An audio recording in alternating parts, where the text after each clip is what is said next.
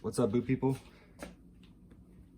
I'm making my first video today, and we are talking about these Whites Bounty Hunters via Baker Shoe. So let's get into it. These are a 7-inch Bounty Hunter in a lace to toe. They are on the semi-dress last, which is just another name for White's 55 last. It's got their famous arch ease. Has a lot of built-in arch support. It's very comfortable. It's a little weird the first time if you've never tried it before. If you're not used to it, it does take a little break in, a little getting used to, but it's extremely comfortable once broken in, and I'm a huge fan of it. So yeah, these are a 7-inch lace to toe. You can get the Bounty Hunter in a standard non-lace to toe, kind of more service booty pattern. You can do cap toe, the medallion, dress cap toe. Literally the options are endless when it comes to Bakers and Whites. But I went with the 7-inch lace to toe. This is Horween natural waxed flesh. It's a flesh side rough out leather with a wax coating that rubs off and kind of shows the nap underneath over time. These have no liner. I live in Northern California. It's pretty nice climate up here. I don't find that it ever gets cold enough to necessitate a lined boot for warmth. Some people just like the feel. I think on these thicker leathers, it kind of just weighs it down, not super necessary. So I opted to save the money and not go with the liner. These have the pull loops, pull tab, whatever you want to call it. It's a $15 option. On these Bounty Hunters for a 7-inch boot. Kind of tend to think that the pull tab, pull loop is pretty necessary. I like it, at least. I use them every boot I have that has them. I tend to always grab for that loop. These have a single Celastic toe, meaning this toe has some structure to it. So there's a material that gets heated up and forms to the last, and it really, it's a hard toe, so it's not going to collapse on you. Actually, when I ordered these, I originally ordered them unstructured, and then I had a buddy talk me into getting them structured, because he said, he talked me into lace toes don't look good with an unstructured toe. And so before I ordered these, the Patina Thunderdome through stitchdown.com was not a thing. It wasn't a thing. So I had these on order, and then that was announced, and I went, shoot, I wish I would have stuck with the unstructured toe, because when that toe collapses, it really just adds to that overall look, that overall patina of a well-worn boot. So I hit up Kyle, but it was too late. My uppers were made, and it wasn't something they could change at the time. So that's all right. Sticking with the structured toe for now. And, it doesn't really bother me. These are still gonna get worn, and they're still gonna look good. But man, that unstructured toe, that would have put these over the edge. Unknowingly, I think I ordered like pretty much the perfect boot. Natural leathers, Natural CXL is really known for the way it ages, and so is wax flesh. You can see, there's some nicks just from the White's finishing, from their lasting process. Once that wax starts to go, man, these boots are gonna look so cool. That upper is gonna darken so much, that Natural CXL, and then that when that wax wears away, they're gonna look good. So these have the antique eyes and hooks. Once again, 7-inch boot, pretty much gotta have hooks in my opinion.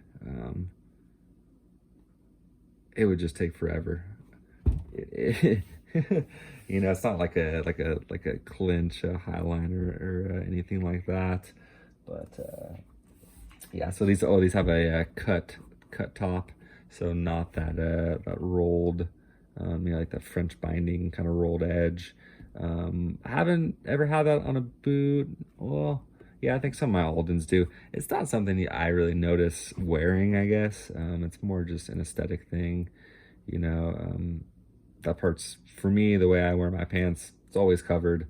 So I always have a sock that's coming up. So I really never really feel that edge. So decided to save that money, not do that that roll top, and just go with the standard cut top. These have a single midsole with the Commando mini lug half sole. So in order to get this mini lug half sole, you have to have the single midsole. If you have a double, then you'd end up with 3 stacks of leather here, which is quite a bit. So this is a single midsole, and then the combo mini lug half sole Commando is a given with this second leather sole. So some would call this a second midsole, and then just this rubber part the outsole. But I've seen people call this combo the outsole, so a single midsole plus the outsole. It really depends who you're talking to, which country of origin, the boot maker. You know, the makers in Indonesia call it something different. So you have to be really careful when you're ordering stuff. Specify, you know, I find it best to just find photos and send and say, I want it to look like this. Whatever you call that, I just want it to look like this. So whether that's single, double, triple, quadruple midsole, just know what you're talking about and who you're talking to about it. See, these have a natural edge. Yeah, that Commando mini lug, and no logos. So here's my Whites 350 cutter. So these have the, you know, the logo, Whites. I would say handmade, Spokane, Washington. So I went with no logo on these. Not really sure why. I don't know. I just wasn't feeling it that day. These bounty hunters also have the, what they call the close trim. So on this hand welt here, it's just one single row that goes through all 3 of those layers, or 4 layers. So the hand welt, midsole, whatever, second sole, and then the rubber sole. So that one stitch goes through all 4 layers there. On these cutters, so that both stitches go through all the layers, but it is quite a bit wider. So when this boot's on, man, I mean, you really feel that welt. You really see that welt. Get a little, let me just grab the other boot here. Get a little side-to-side comparison there. And man, just that single row, it really slims down that the whole silhouette. The whole boot really gets a lot slimmer with just that single row.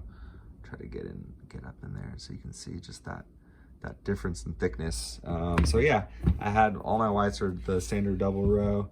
So I wanted to check out and see what that single row is about. It's not an option you see on a lot of stock boots from Whites, and I think I like it. I'm a fan. So these, originally I ordered these with the 1 lift lower heel. So that means, so this is the standard heel. This is what these would have come with if I just had left it alone. But I went 1 lift lower. So that means 1 of these leather stacks is cut out. And then these bounty hunters came with the same heel cap here. And these are them. So I had them removed because it didn't look right. The boot kind of sat like nose high because that heel was so low. It was kind of pointing up, and it just was out of proportion. It didn't look right. It wasn't what I was going for. So yeah, if you can imagine, you know, having that on there instead. I mean, how much lower that heel was, quite a bit.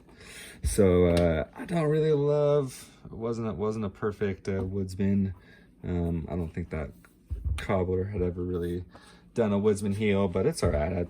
It's not terrible. I really don't mind it. And honestly, once I'm wearing them, walking around, I'm not really gonna notice it. I'm not sure I'm too qualified to speak on sizing on these. I would say honestly, your best bet is just to reach out to Kyle or really anyone else on that Baker's team. They're so good with sizing. When I bought my MPs, I sent in the tracings. So I'm like a 10.5, and then between a B and a C width on the Brannick device. The MPs, I'm a 9.5D. It's a pretty narrow last, so a D really fits my BC width feet well. And then they recommended a half size up for these bounty hunters. So these are a 10D. So, you know, basically a half down from Brannick. And then depending on your width, you can go down a width. I think most people would be either a D or an E width if you have kind of standard width feet for these bounty hunters and that last. So yeah, I think these are going to be my main contender for the Thunderdome. I do have a pair of Nicks and one other pair of whites showing up, most likely before the start. So if I really dig one of those, I might make that second account and you know, rock 2 different entries in the competition. But if not, these are them, so holding on to them, busting them out for this video. But aside from that, they're going back in the shoe bags, and won't be putting them on again till October. So yeah, thanks for taking a look and watching me struggle through this first video, and I'll see you on the next one. All right.